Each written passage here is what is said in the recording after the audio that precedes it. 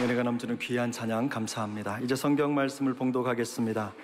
오늘 우리에게 주시는 하나님 말씀은 구약 성경 시편 131편 1절부터 3절까지의 말씀입니다.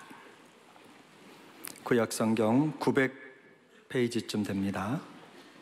시편 131편 1절부터 3절까지의 말씀을 함께 교독하겠습니다. 1절입니다. 여호와여, 내 마음이 교만하지 아니하고 내 눈이 오만하지 아니하며 내가 큰 일과 감당하지 못할 놀라운 일을 하려고 힘쓰지 아니하나이다. 실로 내가 내 영혼을 고요하고 평온하게 하기를 젖된 아이가 그의 어머니 품에 있음 같게 하였나니 내 영혼이 젖된 아이와 같도다. 함께 읽습니다. 이스라엘아, 지금부터 영원까지 여호와를 바랄지어다. 아멘. 사랑하는 형제자매 여러분, 올 한 해도 선한 목자 되신 하나님께서 우리의 생애의 삶의 현장에 은혜의 구름기둥과 진리의 불기둥으로 미천하고 부족한 저희들을 하나님의 장중에 사로잡아 주셔서 우리의 삶에 잔이 넘치게 하도록 하신 그 은혜를 찬양합니다. 추수감사주일은 우리가 하나님의 자녀임을 안팎으로 증거하는 날이라고 할 수 있습니다. 왜 그런가 하면 본래 우리의 본성은 사도 바울이 고백한 대로 하나님을, 죄악된 본성은 하나님을 영화롭게도 하지 아니하고 하나님께 감사하지도 않는 우리의 이런 육신의 본성이 있어요. 그런데 추수감사주일을 맞이하여 한 해 동안 주님이 주신 은혜에 정말 진정성을 가지고 감사하게 되면, 비록 우리가 죄의 속성을 가지고 이 땅에 살아가고 있긴 하지만 예수 믿는 새로운 피조물로서 하나님의 자녀로 거듭난 자만이 누릴 수 있는 축복의 날이라고, 우리가 주님의 자녀로 증언되는 날이라고 말할 수 있다고 확신하는 것입니다. 그래서 오늘은 감사한 마음 때문에 우리 오랜만에 사랑하는 형제자매 여러분, 오늘 예수님 때문에, 추수감사주일 때문에, 안아주신 본당에서 예배 때문에, 복음 때문에 여러분 어떻습니까? 그러면 여러분 하면 좋습니다. 한번 해보시겠어요? 한번 해보시겠어요? 오늘 암예배 때는 그거 마치고 나니까 목사님 저는 그거 한번 하려고 교회 옵니다. 그런 분들 있어요. 아, 참 기가 막힌 거예요. 자, 사랑하는 형제자매 여러분, 광야 같은 인생길에서 우리 예수님 때문에, 목자 되신 예수님 때문에, 오늘 이 복음의 은혜 때문에, 이 예배 때문에 여러분 어떻습니까? 이야, 한 번 더 하십시다. 한번 두 손을 번쩍 들고 한번 하실 수 있는데, 그래서 여러분 삶의 짐을 좀 벗겨보세요. 자, 사랑하는 형제자매 여러분, 오늘이 추수감사주일인데 우리의 삶의 짐들이 있지만 우리의 모든 것들을 주님 앞에 내려놓고 창조주 하나님 앞에 내 잔이 넘칠 수 있도록 기도하는 마음으로 오늘 이 예배 때문에, 복음 때문에, 추수감사주일에 하나님 은혜 때문에 여러분 어떻습니까? 좋습니다. 할렐루야.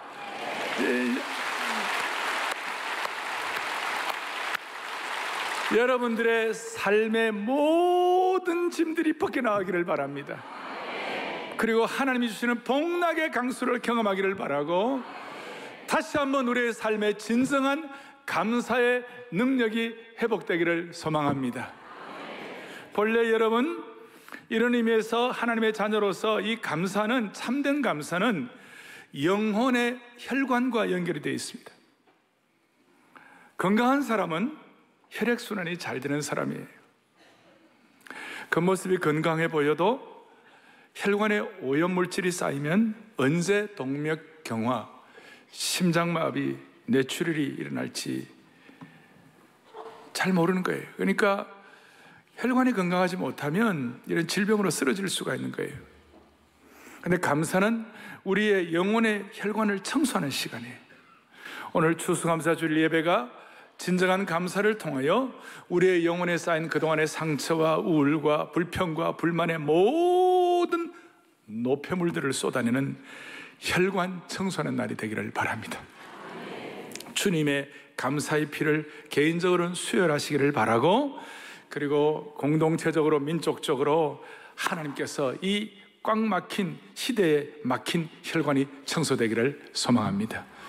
이를 위하여 시편 131편, 오늘 이 다윗이 쓴 이 귀한 본문을 가지고 차근차근 좀 정리를 하도록 하겠습니다.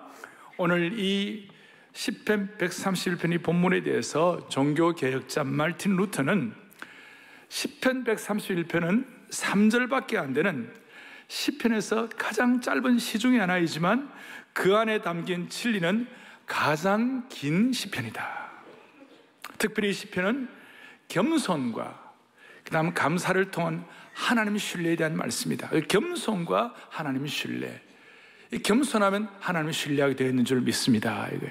겸손과 하나님의 신뢰는 동전의 양면성과 같다는 것이에요.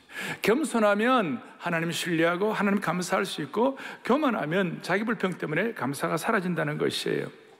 아시는 대로 이 다윗의 시편, 이 다윗은 지금도 전 세계에서 존경받는 이스라엘의 위대한 왕이죠. 그는 어떤 전쟁에서도 실패하지 않았던 상승 장군이었고, 국가 안보에 관해서는 총명한 외교 전략가였고, 전국을 운영함에 있어서는 현명한 정책 결정자로서 지난 시간 오고 오는 수많은 시대의 사람들에게 사랑받은 왕이었습니다. 그런 이런 유능한 다윗 왕도 티네이저 시절에 사무엘 선지자에게 왕으로 기름 부음 받고 나서 실제로 왕이 되는 데는 17년하고도 반년의 시간이 걸렸습니다. 왕으로 기름 부음 받고 난 다음에 10여 년을 사울왕으로부터 쫓김을 받아 어떨 때는 참 너무 비참하게 도망을 다녔고, 7년 반은 헤브론 땅에서 유다 지파만을 다스린 반쪽짜리 왕의 시절을 보내야만 했습니다. 그리고 생애 말년에는 사랑하는 아들 압살롬의 반란을 일으켜가지고, 압살롬 반란 때문에 예루살렘에서 기드론 시내가로 내려갈 때에 머리를 풀고 울면서 맨발로 도망칠 정도의 험악한 그런 상황도 경험했습니다. 그렇다면 다윗은 어떻게 인생의 그 험악한 골짜기 가운데서도 그 긴 세월 동안 판단 미스로 헛발질하지 아니하고 하나님이 인도하실 것을 믿고 하나님을 신뢰할 수가 있었을까? 그 비결이 뭘까? 3절밖에 안 되지만 오늘 이 3절 안에 아주 무게 있는 내용이 하나 나오는데, 그것이 뭐냐? 2절에 실로 내가 내 영혼으로 고요하고 평온하게 하기를 젖된 아이가 그의 어머니 품의 익순과 같게 되었다. 자기에게는 영혼의 평안함과 고요함을 통하여 그 영혼의 평안함과 고요함이 안정을 갖게 하니까 그 겸손을 가지고 감사하고 감사를 통하여 인생의 헛발질을 하지 않는 그런 축복을 받았다는 것입니다. 그래서 오늘 첫 번째 생각할 것은, 사람이 겸손하면 자기 신뢰가 아니라 하나님을 신뢰하게 되는 줄로 믿습니다. 자기 신뢰에서 하나님을 신뢰하게 된 것에 대한 감사가 있는 것이에요. 우리가 감사하지 못하게 되는 두 가지 요소가 있어요. 이 두 가지는 마음의 평안을 깨뜨리는 것이에요. 아까 내 영혼이 고요하기를 마치 젖된 아이가 평안한 것과 같다는, 그걸 못하게 하는 건데, 그것은 교만과 오만이라는 것입니다. 여러분, 교만과 오만의 선글라스를 끼고 세상을 보면 다 그 색깔대로 보이는 거예요. 냉소적이 되고 부정적이 되고 잘못된 색안경을 끼면서 왜 이 세상이 이리 어두울까, 그렇게 불평만하게 되는 것이에요. 교만과 오만의 색안경으로 세상을 보게 되면 본인도 피곤하고, 그리고 평강을 놓치게 되고 주위 사람들도 피곤하고 나라 전체를 피곤하게 만드는 것이에요. 오늘 이 예배를 통하여 잘못된 안경을 바꿔 쓸 수 있는 축복을 주시기를 원하는 것이에요.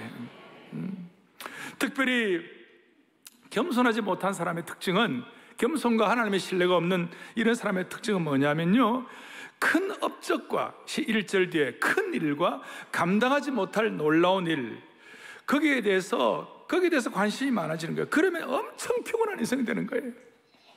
내 마음이 안정된 사람, 심령이 평온하면 큰 일이 있어도, 심령의 평온이 있으면 양보하고 겸손하고 하나님 신뢰가 자연스러우니까 큰 일이 있어도 뭔가가 독특한 뭐를 경험할 수 있는 것이에요. 그 마음에 겸손과 평안이 있으면 여러분 기적이 일어나는 줄 믿으셔야 되는 거예요. 무슨 말이냐? 지난 토요일 날 우리 교회에 데이비드 램이라는 미국에 있는 신학교 교수님이 오셔가지고 토요일 전 새벽 예배 설교하고 일터 선교에 대한 강의도 하고 그렇게 했어요. 그리고 주일날 요 예배 시간에 같이 참여를 하셨어요. 참여를 해가지고 이제 그날 예배를 참석 은혜를 받고 기도를 하는데, 하나님 아버지, 오늘 이 심령의 평안과 이 안아주시는 본당 주시는 하늘의 위로와 은혜와 능력과 평안을 우리 자녀에게도 주시옵소서. 이제 그렇게 기도를 하는데, 요 기도하는 시간이 요 아침 요 시간이 말이에요, 미국 동부 시간으로는 저녁 한 7시, 8시쯤 되는 거예요. 그런데 그 시간에 그분의 아드님이 필라델피아의 어떤 대학원 주차장에서 24살인데 주차장에서 무슨 일이 있었냐, 무장 권총 강도를 당하게 된 것이. 갑자기 강도가 들어와가지고 차에서 내리는데 이렇게 총을 대면서 돈 내놔 그렇게 하는 거예요. 근데 그날따라 여러분 권총 대고 돈 내놔 그러면 나는 내 영혼 평안해 그래 할 수 있어요? 그래 못하는 거예요. 그래도 너무 막 당황하거나 막 너무 그렇게 하지 않아요. 물론 두렵죠. 지갑을 내면서 보는데 지갑에 돈이 한 푼도 없어요. 대신 뭐가 있냐면요, 칙필레라고 미국의 유명한 기독교인이 하는 유명한 레스토랑 식사권이 있었어요. 그래서 이것밖에 없는데 이거 갖고 가시려고 그러니까 이거는 필요 없어. 더 내놔. 그러니까 내가 해줄 거는 하나가 있는데 이게 뭐야? 당신을 위하여 기도해 주고 싶다고. 강도가 깜짝 놀란 거야. 뭐 이런 반응이 있는, 이렇게 하면서 째려보다가 총을 쏠라 하다가 그냥 에이 이렇게 해서 가버렸대. 그리고 이제 그 얘기를 마치고 난 다음에 그날 오신 데이비드 램 어머니한테, 미세스 램한테 이제 전화를 하고 이 얘기를 하면서요, 둘 다 운 거예요. 둘 다 울었다는 것이. 너에게 하나님이 담대함과 믿음의 평안을 주셔가지고 그런 일이 일어났구나. 사랑하는 교우들이여, 총이 들어와도 우리의 마음이 평안하면 인생의 방향을 지혜롭게 결정할 수 있는 줄로 믿으셔야 되는 것이.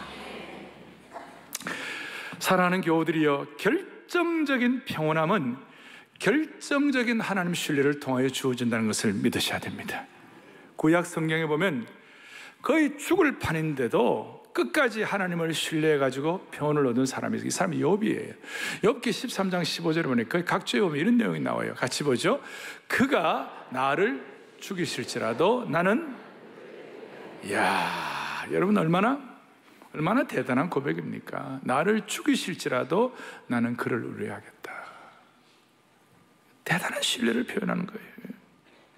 신약에서는 누가복음 23장 예수님께서 십자가상에서 마지막까지 하나님을 신뢰한 내용이 나오죠. 뭐죠? 내 영혼을 아버지 손에 부탁하나이다.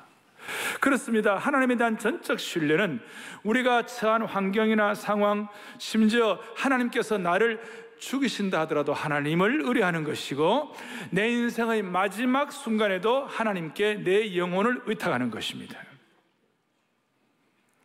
그러면 이런 신뢰는 어디서 나오는 것인가? 어떻게 나올 수가 있는 것인가? 제가 한번 물어보겠습니다. 여러분, 하나님을 정말 신뢰하고 있는지 아닌지 여러분 어떻게 알 수 있어요? 내가 최후의 상황, 내가 어려운 상황에서 내가 진짜 하나님 신뢰하고 있는지 안 하는지, 내가 교만하고 오만하지 아니하고 교만과 오만에 하나님 불신에 대한 안경을 끼지 아니하고 내가 하나님 신뢰하는 걸 뭘로 표현할 수 있어요? 제가 여러분들에게, 사랑하는 교우들이여, 여러분 좀 하나님 신뢰하십니까? 그럼 물으면 대부분 다 19번 그렇습니다라고 대답할 거예요. 그런데 여러분이 진짜 하나님을 신뢰하는지 안 하는지 가려내는 또 하나의 질문이 있어요. 뭐 몇 가지 있지만 그 중에 하나는 뭐냐? 여러분의 영혼이 고요하고 평안한지요? 왜 대답 안 하세요? 여러분의 영혼은 고요하고 평안하십니까? 오늘 이 시대는요, 평안이 없어요. 그렇기 때문에 우리는 여기에 평안이 너무 중요한 거예요. 이런 하나님 신뢰함으로 평안 얻는 것에 대해서 고요함과 평온함을 멋진 못 있는 그림 언어로 다윗이 지금 표현하고 있어요. 그것이 뭐냐? 2절 다시 한번 2절을 또박또박 보겠습니다. 같이 보겠습니다. 실로 내가 내 영혼으로 고요하고 평온하기를 젖된 아이가 그의 어머니 품에 있음 같게 하였나니 내 영혼이 젖된 아이와 같도다. 아멘. 젖을 떼고 어머니 품에서 잠든 아이라는 것이. 그래서 여기서 젖을 뗐다는 것과 어머니 품이라는 것을 조금 비교해서 생각해 보셔야 돼요. 이 젖을 뗐다라는 것을 일반적인 해석 중에 하나는 어머니 젖을 실컷 먹고 이제는 만족하고 평안하다, 그런 해석을 하는 분도 있지만, 우리 좀 더 깊이 들어가 가지고 두 종류의 인생이 있다는 거예요. 젖을 떼지 못하고 앙앙불락하고 평안하지 못한 인생이 있고, 젖을 떼고 난 다음에 이제는 어머니 품 속에서 평안함과 고요를 누리는 인생이 있다는 것이. 그러니까 젖과 어머니 품. 무슨 말이냐? 오늘 본문에 보니까 젖된 아이가 두 번 나와요. 젖을 뗐다는 의미는 이제는 막 젖을 달라고 하는, 젖을 막 악착같이 먹으려고 하는 그 집착에서 이제는 뛰어넘어가지고 자기 중심적인 앙앙불락하는 데서 하나님 중심의 성숙으로 간 것을 의미하는 거예요. 이것도 무리한 해석이 아니에요. 여러분, 젖 떼지 않는 아이를 한번 생각해 보시라고요. 2-3시간마다 젖 달라고 우는데 부모가 힘들어요. 밤에 잠도 제대로 못 자요. 그래서 어린아이가 젖을 제대로 떼지 못하고 앙앙거리고 막 울고 그럴 때에, 그때 젊은 부부들 부부싸움 많이 합니다. 왜냐하면 너무 막 그 젖을 떼지 못하고 2시간 우니까 남편이 직장을 잠을 잘 수가 없잖아요. 그러니까 막 울 때 어떨 때는 남편이 그냥 베개 들고 다른 방으로 가버리는 거예요. 그리고 나중에 아내가 그걸 꼭 기억하고 20년 30년 뒤에 부부싸움 할 때마다 당신은 애 울 때 베개 들고 딴 방에 갔어라고 기억을 소환하는 거예요. 교훈을 다시 가져가요. 잘 아시는 대로 보통 동양 사람들이 서구 사람들에 비해서 젖을 오래 먹는 경향이 있어요. 늦으면 늦을수록 아이가 더 많은 고통을 당하는 거예요. 어떤 아이는 5살까지 젖 먹었다고 그런 사람도 있어요. 그걸 자랑이라고 해. 그리고 이 젖을 떼는 과정이 만만하지가 않아요. 어떤 애들은 젖 떼는 게 힘들어가지고 방을 떼굴떼굴 굴르는 애들도 있어요. 근데 젖을 때는 그 힘겨운 과정을 거쳐서 젖을 떼고 난 다음에 성장한 아이는 더 이상 보채지를 않는 거예요. 나중에 젖꼭지를 물리려고 하더라도 생글생글 웃으면서 관심이 없어요. 왜? 젖에 대한 욕심이 더 이상 없어진 거예요. 그리고 그저 어머니 품 속에서 안겨있는 것, 그것으로 만족을 하는 것이에요. 엄마 품에서 엄마와의 친밀감을 즐기며 만족감을 갖게 되는 것이. 그래서 오늘 이 엄마와 더 성숙한 관계가 젖된 아이의 평온함. 오죽하면 2절 끝부분에 뭐라고 나와 있는가? 그의 어머니 품에, 젖된 아이가 어머니 품에 있음 같게 하였더니 2절 뒤에 내 영혼이 젖된 아이와 같도다. 전에 성경은 내 중심이 젖된 아이와 같도다. 주여, 사랑의 교회 오목사부터 우리 온 교회 성도들에게 그의 중심이 젖된 아이와 같은 평온함을 허락하여 주시옵소서. 젖된 아이의 평안과 고요함을 허락하여 주옵소서. 주여, 우리 공동체에 젖된 아이의 평안을 물붓듯 부어 주시옵소서.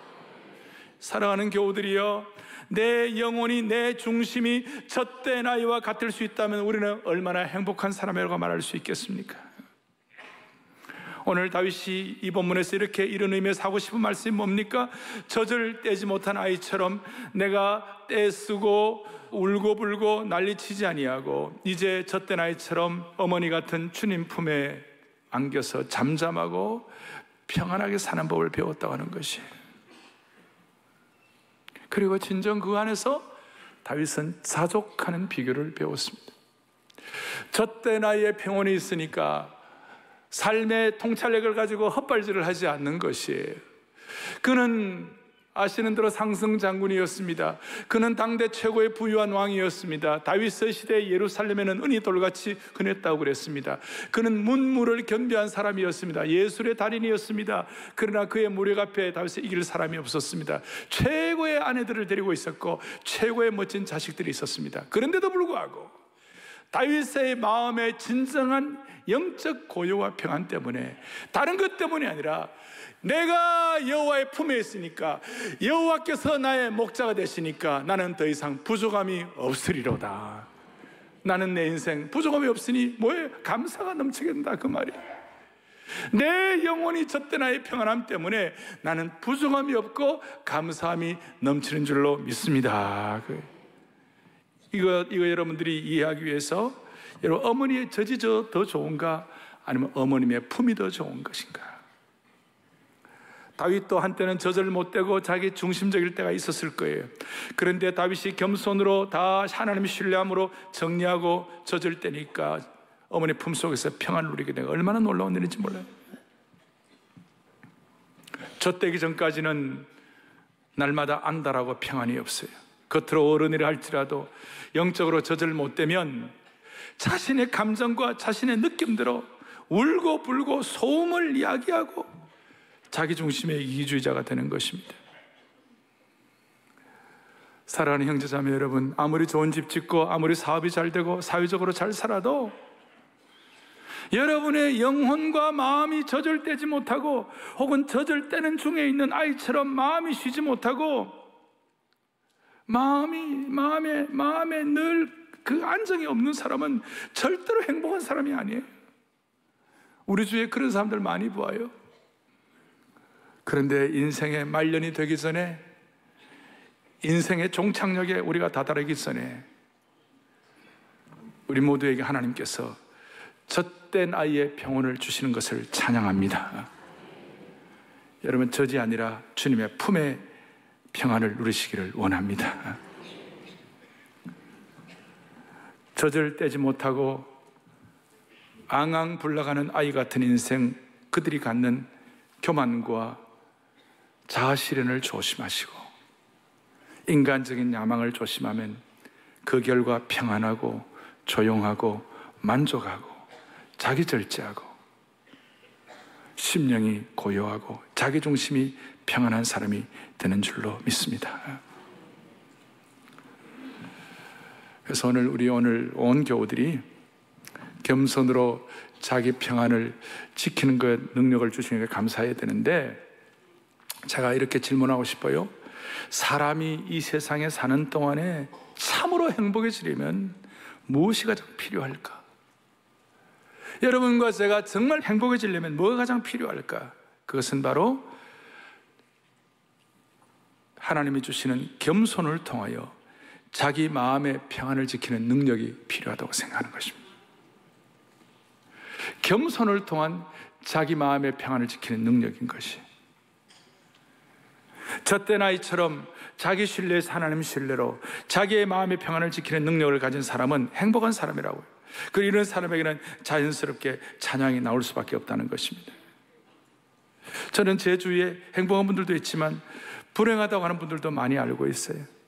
교회 안에서도 밖에서도 불행하게 사는 사람들을 보면서 한 가지 깨닫는 것이 있어요. 저 사람들은 불행하게 살지 않아도 될 사람인데 젖을 떼지 못해가지고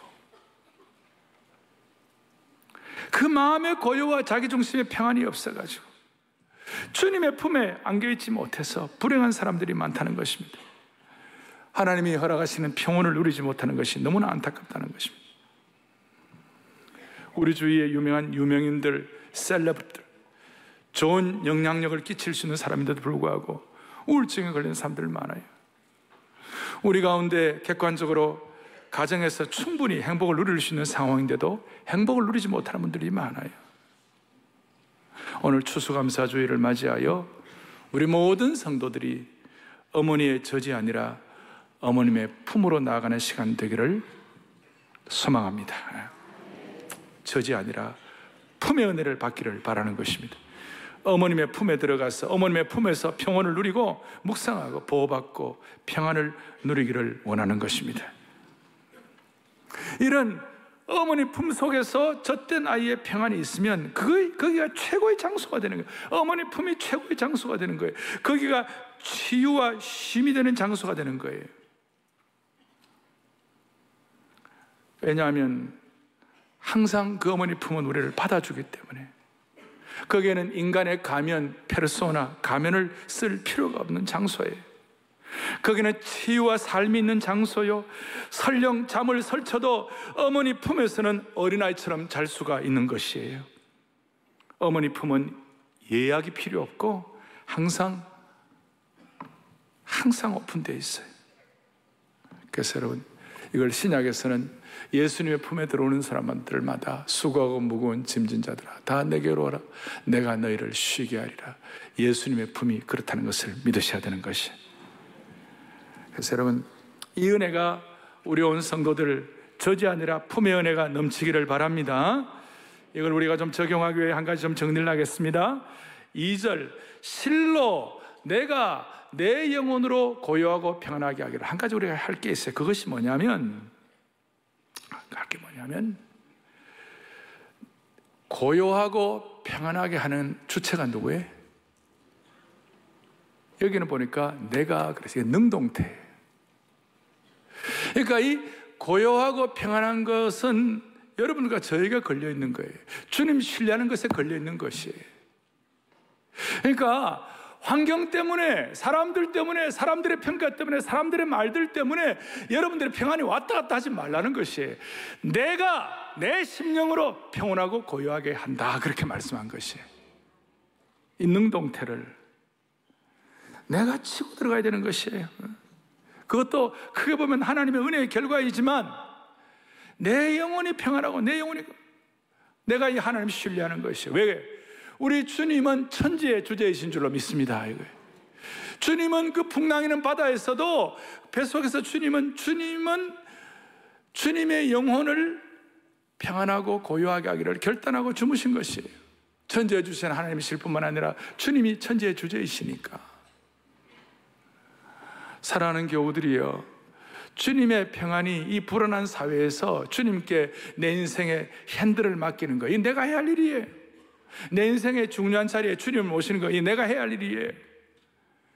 이렇게 할 때에 실로 내 중심이 젖된 아이와 같도다. 젖된 아이와 같도다.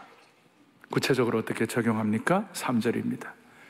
이스라엘아, 지금부터 영원까지 여호와를 바랄지어다. 젖된 아이의 평온을 한때만 누리지 말고 시대를 초월하여 누리라는 것이에요. 이 여호와를 바랄지어다라는 이 말은 현재 진행형이에요. 한때 것이 아니라 계속이에요. 그리고 바란다는 것은 미룰 필요가 없다는 거예요. 지금 바랄 수 있는 것이에요. 지금 할 수 있는 것이에요. 지금 결단할 수 있는 것이에요. 지속적으로 지금 할 수 있는 것이에요. 사랑하는 교우들이여, 이 젖된 아이의 평온, 젖이냐 어머니의 품이냐 할 때 아등바등 갈등하면서 어머니의 젖달라고 앙앙불락되지 아니하고 주님의 품에서 안식하면서 내 중심에 하나님이 주시는 평안을 누릴 때에 그 누림을 일평생 가기 위하여 지속적으로 하나님을 소망하기를 바랍니다. 그 하나님을 소망한다는 말을 신약시대, 이 구약의 다윗은 이렇게 했지만 신약시대에는 지속적으로 하나님을 소망하는 것이, 영혼의 평안함을 가지고 소망하는 것이 어떻게 표현되고 있는가. 어제 새벽에 제가 토요일 전 새벽 예배에서 잠깐 나누었습니다마는 항상 기뻐하고 특별히 범사에 감사하라. 이것은 너희를 향하신 하나님의 뜻이니라. 범사에 감사할 때 우리는 젖된 아이의 평온, 어머님의 품속의 은혜를 지속할 수가 있다는 것입니다. 오늘 2019년 젖된 아이의 평온을 가지고 사랑의 교회 모든 성도들은 범사에 감사할 수 있는 축복을 주시기를 원합니다. 무슨 말이냐? 여러분, 범사라는 것은 젖된 아이의 평온을 갖게 되면 통찰력을 주세요. 그 고요함과 중심이 안정이 되어 있으면 영적인 인사이트를 갖게 되는 거예요. 그것이 뭐냐? 범사라는 것은 어떤 형편에서든지 어떤 경우에든지, 또 하나는 모든 일이라는 것은 좋은 일도, 살다 보면 어느 정도는 좋은 일도 있잖아요. 자식 키우다 보면 어려울 때도 많지만 그래도 나름 보람 있는 일도 있잖아요. 가족들도 삶을 살아가면서 내 인생을, 여정을 걸어가면서 나름 좋은 일이 있어요. 그 좋은 일에도 감사하지만 범사라는 것은 나쁜 일도 감사하라. 그 말씀을 받는 배경의 데살로니가 교회들은 지금 압박과 박해와 고난과 그 처참한 말로 다 알 수가 없었어요. 핍박과 환난의 핵심부에 있었어요. 그런데 그들은 핍박받는 것도 감사하고 범사니까, 매 맞는 것도 감사하고 범사니까, 가족들이 끌려가 죽는 것도 감사하고, 눈물 나는 얘기지만 그것도 감사하고, 이리저리 쫓겨다니는 것도 감사하고, 굶는 것도 감사하고, 내 몸이 아프고 망가지는 것도 감사하고, 손해보는 것도 감사하고, 사랑하는 가족들이 먼저 데려간다 할지라도 그 가운데서도 범사의 모든 일에 감사하라. 이것은 내 심령이, 내 중심이 젖대 나이에 평온을 가지고 어머님의 품속에 있는 자가 갖는 통찰력이라고 믿으셔야 되는 것이에요. 그리고 당연시 하는 것도 범사 안에 들어가는 거예요. 당연한 거. 오늘 이 안아주시는 본당에 와서 예배드리는 이 은혜를 주님 앞에 감사할 수 있기를 바랍니다. 지난 주일날 수능을 보았습니다. 어떤 자식은 공부를 잘해가지고 스카이에 들어가는데 어떤 자식은 인서울대학도 들어가기 힘들다. 그래서 부모 마음속에 너는 왜 인서울대학도 안 되냐 이래가지고 마음속에 서운함이 있다면 그렇게까지 볼 것도 아니고 그 상황도 감사하시기를 바랍니다. 감사하시기를 바랍니다. 그러면 20, 30년 뒤에 걔가 제일 효자가 되어질지 몰라요. 그러니까 범사에 좋은 일도 나쁜 일도 또 하나 당연한 것들도 그렇게 할 때 이 내 심령이 고요한 시대를 초월하는 하나님 바라보기에 축복이 허락되는 줄로 믿습니다. 그리고 그는 신약시대고 통해서 은혜 받는 오늘 이 시대는요, 오늘 이 시대의 가장 심각한 문제 중에 하나는 냉소적인 것이에요. 냉소주의예요. 뭘 해도 시니컬한 거예요. 냉소주의가 갖는 가장 큰 약점은 꿈과 비전과 믿음과 소망이 다 사라져버린 것이에요. 남은 인생이 너무 답답한 것이에요.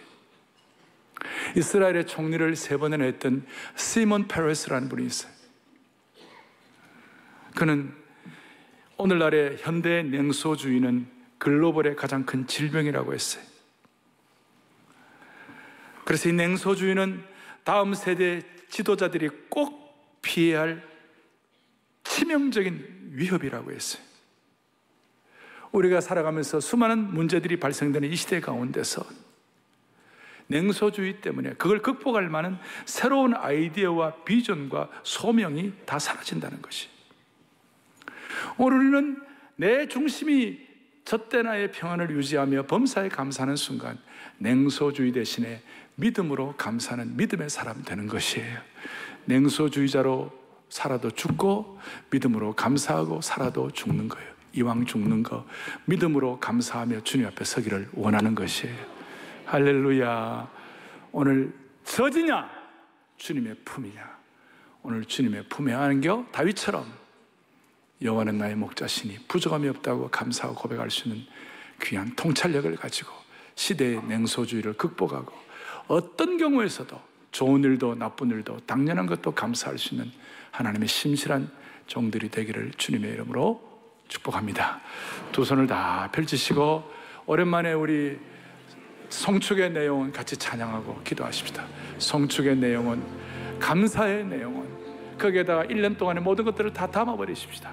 송축의 내용은 감사의 내용은 송축의 내용은 송축의 내 영혼아 내 영혼 거룩하신 이름 이전에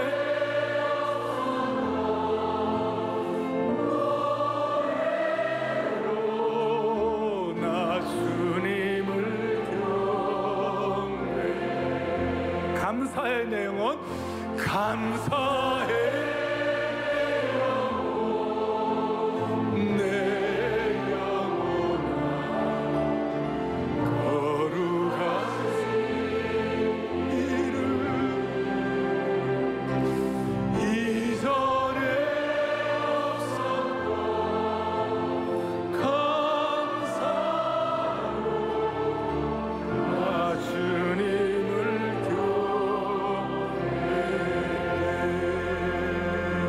기도하시겠습니다. 사랑하는 형제자매 여러분, 오늘 우리의 감사 때문에 우리의 평온 때문에 우리 주위도 평온해지기를 바랍니다. 오늘 사랑의 교회 추수감사주일 예배 때문에 우리 주의 가정들과 이 서울이 평안해지기를 원하는 것입니다. 오늘 이 마음을 가지고 다시 한번 내 중심의 평안함으로 시대의 냉소를 극복하고 믿음으로 살아가는 여정이 될 수 있기를 소망합니다. 살아계신 하나님 아버지, 우리를 오늘 이 귀한 추수감사주일 예배에 불러주시고 무엇보다도 주님만을 소망할 수 있게 하심을 감사합니다. 그리하여 세상 사람들이 알지 못하는 심령의 깊은 평안과 고요를 누리며 내 중심이 평안하다고 선포하게 하시니 감사합니다. 우리 온 성도들 저지 아니라 젖된 아이가 어머니 품속에 있는 평온을 평생 허락받게 하여 주시옵소서. 이 은혜를 가지고 세상의 비판적 냉소주의를 극복하고 범사의 어떤 상황에서도 나쁜 일도 좋은 일도 당연한 일도 진심으로 감사하여 시대를 변화시키는 은총의 표징을 경험하게 하여 주옵소서. 우리 주 예수 그리스도 이름 받들어 간절히 기도 올리옵나이다. 아멘. 우리 마지막 찬양으로 송축의 내 영혼 내 영혼아, 1절 2절 가사가 너무 우리 마음에 와 닿죠. 해가 뜨는 아침이 올 때에, 새 아침 밝을 때에 그때도 찬양하고, 무슨 일이나 어떤 일이 내게 놓여도 저녁이 올 때도 주님을 감사하고, 곧그날에 나의 힘 다하고 나의 삶의 여정이 마칠 때라도 끝없는 감사와 찬양을 올려드리라. 주님 앞에 송축의 내 영혼을 정성을 다해 찬양하고 추수감사주일 예배를 마무리하겠습니다. 송축의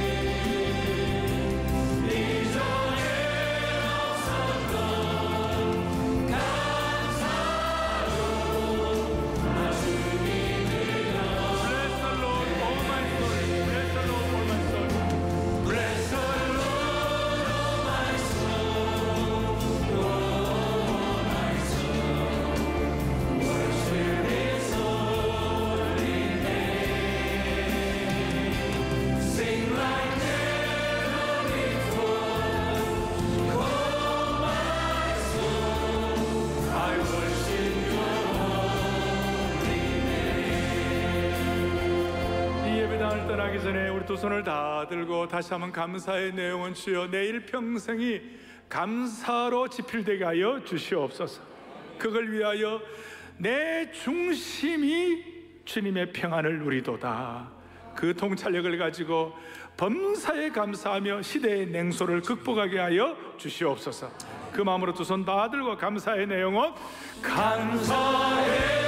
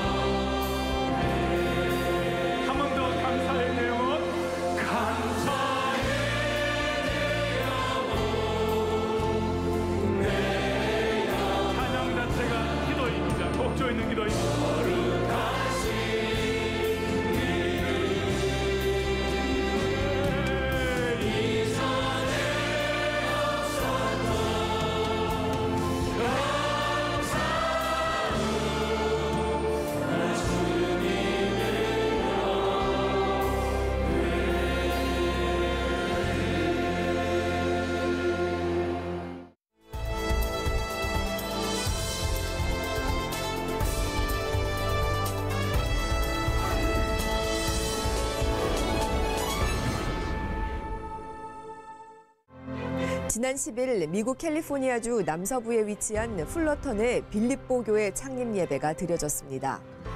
오기원 목사는 영적 어르신과 동역자를 환영하고 선대에 대한 영적 존중을 표하며 예배를 시작했고, 오정현 담임 목사는 에베소서 본문으로 교회의 영광을 계승합시다라는 제목의 말씀을 전하며 젊은 세대가 주축이 된 다음 세대를 위한 교회가 되기를 바란다고 축복했습니다.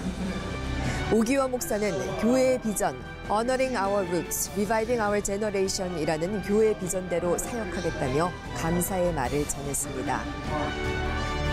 지금은 10여 명이 뜻을 모아 기도로 교회를 세웠고 예배 공동체로 첫 발을 내딛지만 시작은 미약하나 나중은 창대하리라는 말씀처럼 선대가 걸어온 길을 잘 이어가고 특별히 젊은 세대들이 중심이 되어 믿음의 세대 계승을 이뤄 하나님께 영광 올려드리는 교회가 되기를 소망합니다.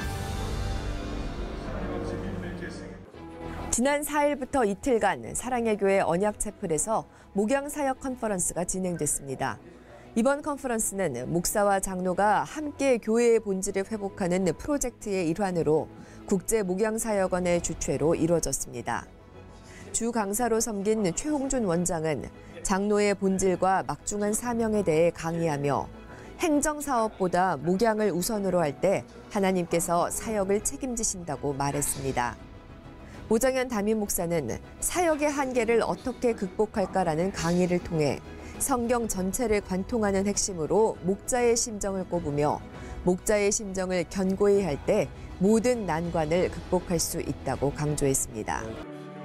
장로의 존재 이유를 되새기고 목사와 장로가 목양을 중심으로 동행하는 파트너임을 확인했던 목양사역 컨퍼런스. 예수 그리스도의 손과 발이 되어 교회를 섬기고 하나님을 영화롭게 하는 사랑의 공동체가 되길 소망합니다.